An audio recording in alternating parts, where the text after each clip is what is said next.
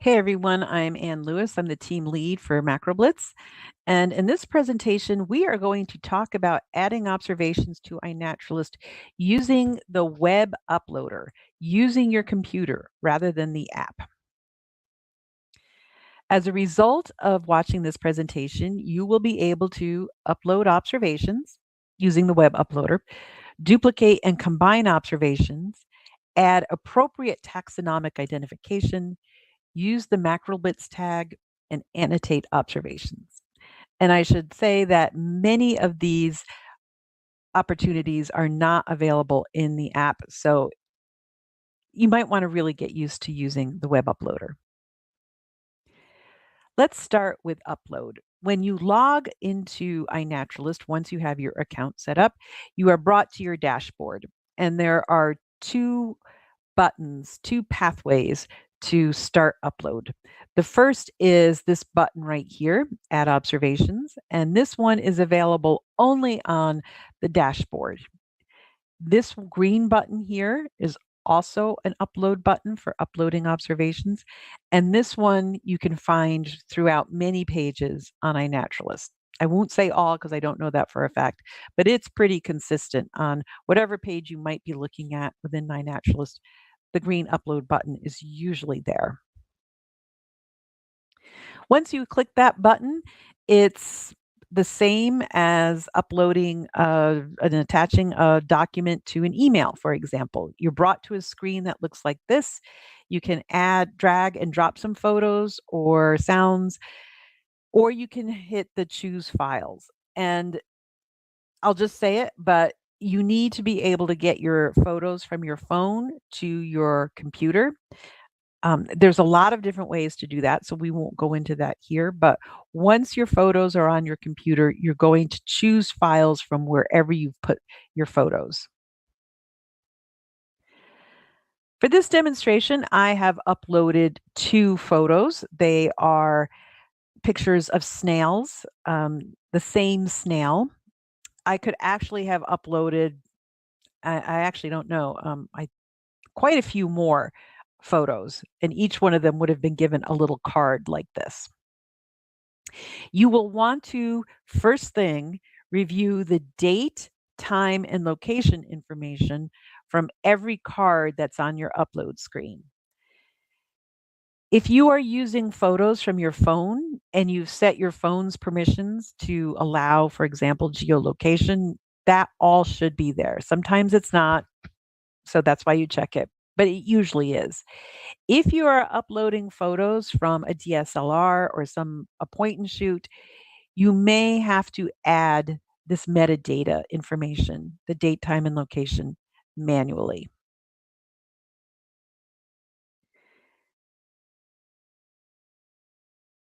You might want to duplicate one of your photos. It's hard to see in this presentation, but there's a tiny little copepod here that I would like to have be its own observations. Keep in mind one organism per observations. Even if you have multiple organisms in the photo, you're only identifying one at a time. So I need to duplicate this photo. And what I'm going to do is just click on this card so it's highlighted, then hit the duplicate key.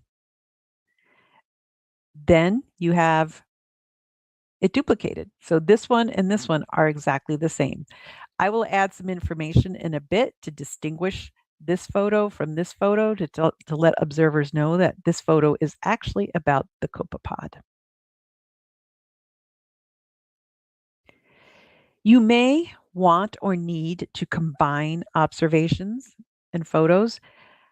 I said at the beginning that these are the same snail, just two slightly different views. So I want to combine them since they're not individual organisms. And you highlight them, click on one, shift, click on another, and then click combine.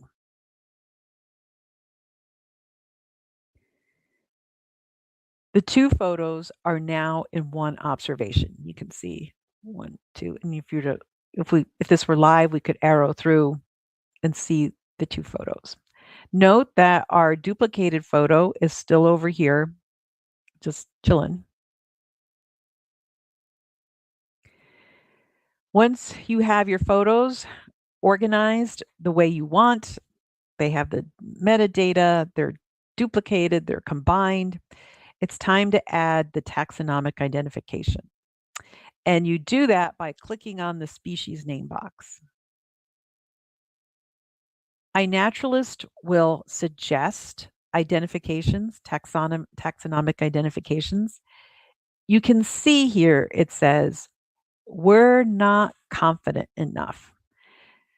So if iNaturalist isn't confident enough, you may want to think once or twice about using that suggestion.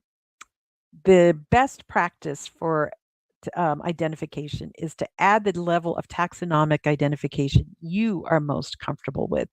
And I refer you to the presentation on identify macroinvertebrates for more about that.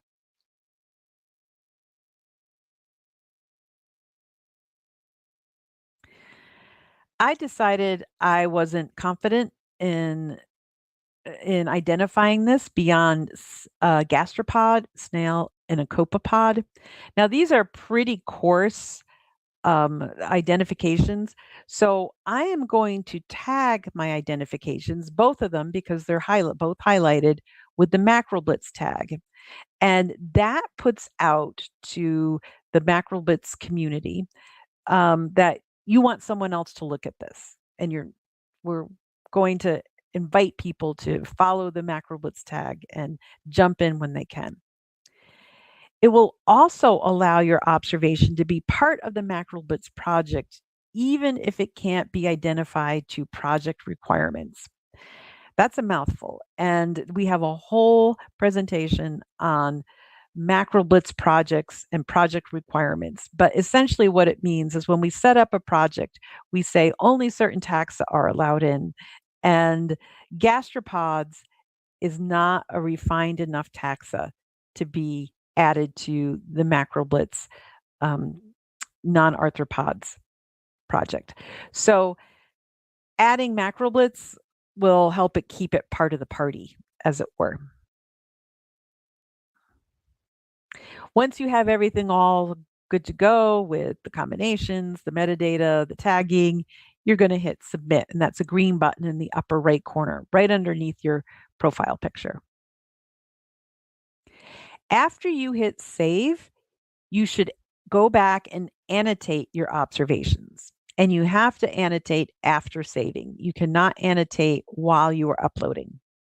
Annotations are really important. They add more data and metadata to your observation that a researcher, a watershed manager might be interested in.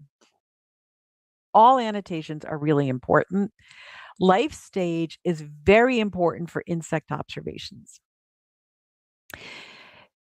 Again, I refer you to identify macroinvertebrates, but just to very quickly review, insects are not always aquatic throughout their whole life. Aquatic insects are not always aquatic throughout their whole life. Many of them are aquatic only during the larval or nymph stages. So we annotate them as in the life stage so that they are added to the MacroBlitz project. Life stage may be difficult to assess for non-insects. So this is a snail, a gastropod. I have no idea what the life stage is. So I'm simply going to annotate it as alive, meaning I saw it was alive.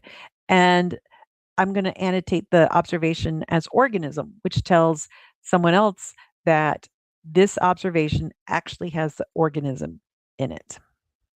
Annotations are very interesting. I suggest you spend some time looking at them. Once you annotate your observation, everything is complete. Your observation is uploaded and your organism, your observation is now part of the MacroBlitz project. We hope this helps you feel more familiar and comfortable with using the web uploader. If you have any questions, if you have any comments, please leave them in our Google Classroom. Go to macroblitz.org for information on joining our Google Classroom. We hope to see you there. And on behalf of the entire Macro Blitz team, thank you and happy macro blitzing.